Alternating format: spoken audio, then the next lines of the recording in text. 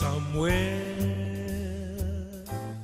beyond the sea, somewhere waiting for me, my lover stands on golden sands and watches the ships that go sailing. Somewhere beyond the sea, she's there watching for me. If I could fly like birds on high, then straight to her arms I'd go sailing. As an island nation, 97% of the UK's trade is by sea, and there can be no doubt that shipping is vital to the UK economy. Our fishermen and fishing communities rely on the sea for their livelihood, and many of us use beaches and the coast for leisure and sport. The Maritime and Coastguard Agency work to prevent coastal pollution, ensuring that ships are safe and also prevent the loss of lives at sea and around the coastline. MCA is responsible for making sure that all shipping meets the requirements of the government's maritime safety policy. They also coordinate search and rescue at sea through Her Majesty's Coastguard.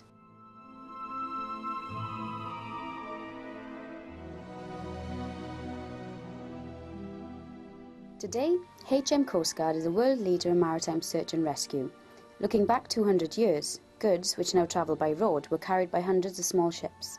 Unfortunately, year in, year out, dozens of these vessels and hundreds of lives were regularly lost within sight of the coast.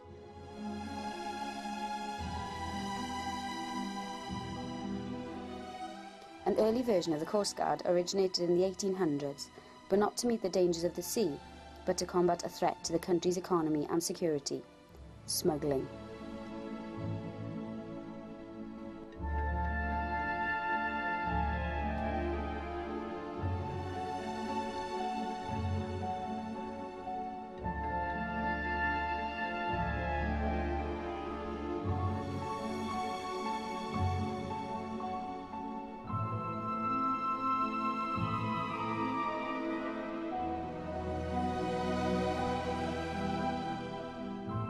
The Preventive Water Guard, as they were known, was created to end illegal trade, and due to their success quickly acquired extra duties.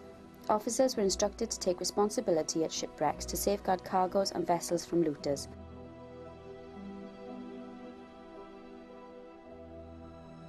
A committee of inquiry recognised the Preventive Water Guard as a major force against smuggling and recommended that it be called the Coastguard.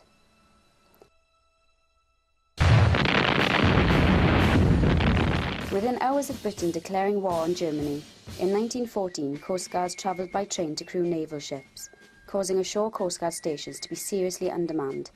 The men had to return home to re-establish an adequate coast watch against any landings. Here their existing skills were deployed relaying messages between the Admiralty and naval ships. Individual coastguards were trained to render beached mines safe, each taking responsibility for some 20 miles of coast. By the 1930s, effective watch and communication had reduced the number of shoreline casualties.